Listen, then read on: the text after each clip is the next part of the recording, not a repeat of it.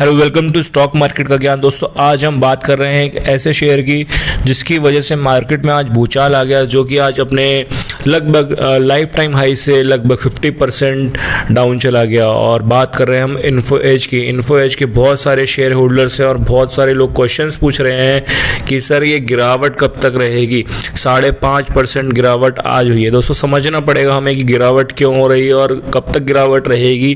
क्या आगे भी गिरावट रहेगी या फिर इन्फो एज अपने जो आगे की तरफ मूव करेगा, यानी कि इन्फो एज का भविष्य क्या है। बहुत सारे शेयर होल्डर्स हैं, उन्होंने 7,000 के रेट पे ख़रीदा हुआ है। बहुत सारे शेयर होल्डर्स हैं, उन्होंने लगभग 7200 और 7300 के आसपास ख़रीदा हुआ है, यानी कि अपने पीक के आसपास ख़रीदा हुआ है। लेकिन अब इन्फो एज 3800 के आसपास घूम रहा है। तो बात समझने की ये है कि ऐसा हो क्यों रहा है।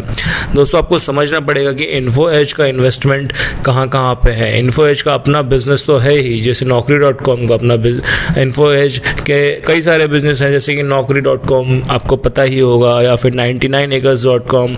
इसी तरीके से इन्फो एज ने कुछ ऐसी कंपनीज में इन्वेस्ट किया है जो कंपनीज अभी बहुत नई हैं और जिनके बारे में अभी हमें कहना बहुत मुश्किल है कि फ्यूचर में वो सर्वाइव कर पाएंगी या नहीं कर पाएंगी। जैसे कि जोमेटो में इन्फो एज का इन्वेस्टमेंट हुआ है और पॉलिसी बाजार में। जोमेटो की अगर हम बात करें तो आपको पता है कि जोमेटो का शेयर भी आज लगभग पाताल लोक की तरफ जा चुका था। जोमेटो के साथ साथ पॉलिसी बाजार मतलब अपने लाइफ टाइम हाई के वो भी 50% डाउन चला गया। तो ये दोनों ही बिजनेस समझने पड़ेंगे कि जोमेटो का जो अभी बिजनेस है, बिजनेस उनका अच्छा है, बिजनेस कोई बुरा नहीं है और इन्फो एज ने उसमें इन्वेस्ट करा हुआ है। मैं ये नहीं कहूँगा कि अपनी कैपेसिटी का बहुत ज़्यादा इन्वेस्ट करा हुआ है, लेकिन हाँ, हैंडसम अमाउंट ऑफ इन्वेस्टमेंट उन्होंने करा हुआ है।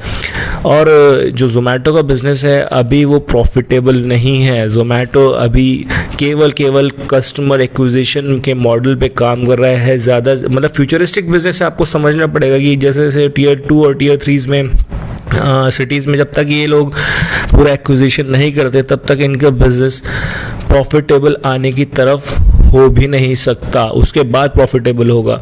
और ये हमें समझना पड़ेगा कि जो फूड डिलीवरी सिस्टम है हमारे यहाँ पे अभी इंडिया में, वो लोगों को अभी हैबिट डलवाई जा रही है।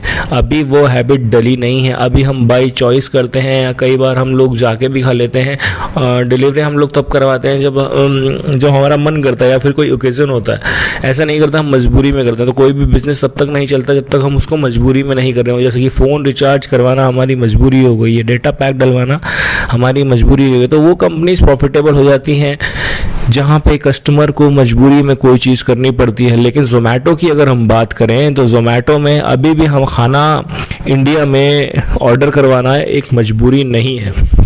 तो इसलिए जोमेटो अभी प्रॉफिटेबल होना अगले 5 साल तक मुझे नहीं लगता कि ये पॉसिबल हो पाएगा।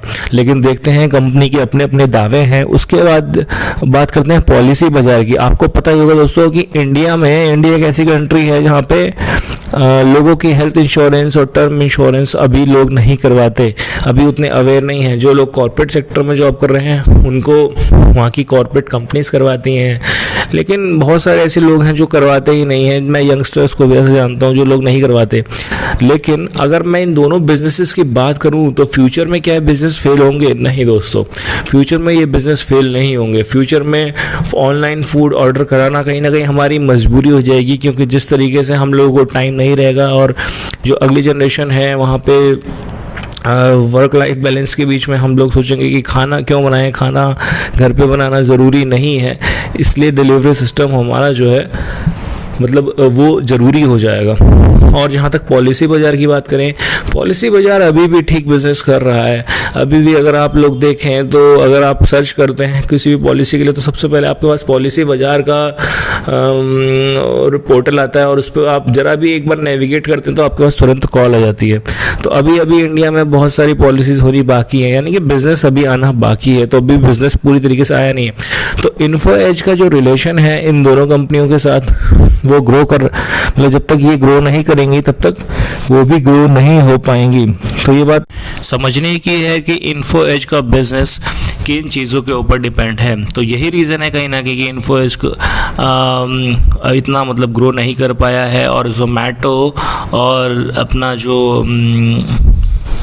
पॉलिसी बाजार का बिजनेस है वो फ्यूचर में आगे बढ़ेगा।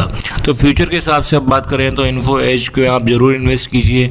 लेकिन अगर आप अभी की बात करें कि इन्फो एज अभी क्यों डाउन जा रहा है, तो उसका रीज़न भी सेम ही है कि जब मार्केट में पैनिक आता है तो जो हल्के स्टॉक्स होते हैं वो नीचे जाते हैं, और वो नीचे जाते हैं तो उनकी पेरेंट कंपनी इस पे इफ़ेक्ट पड़ता है। मौका है, अच्छा है, अगर आप लोग खरीद सकते हैं। 3800 रुपये का शेयर मिल रहा है, लाइफ टाइम हाई इस 7400 पे रह चुका है। अपॉर्चुनिटी है, ख़रीद लीजिए। लगभग आपको इसमें 100% का मार्जिन मिल सकता है बहुत ही कम टाइम में, क्योंकि कैपेसिटी इन्फो एज में है, अभी अपना लाइफ टाइम हाई टच करके आया हुआ है। तो मैं तो यही सजेस्ट करूंगा कि इन्फो एज में आप लोगों को इन्वेस्ट करना चाहिए। अगर आपको मेरी सजेशंस और वीडियो पसंद आई तो चैनल को सब्सक्राइब ज़रूर कीजिए। आगे भी ऐसी इन्फॉर्मेटिव वीडियो लाता रहूँगा। Thank you.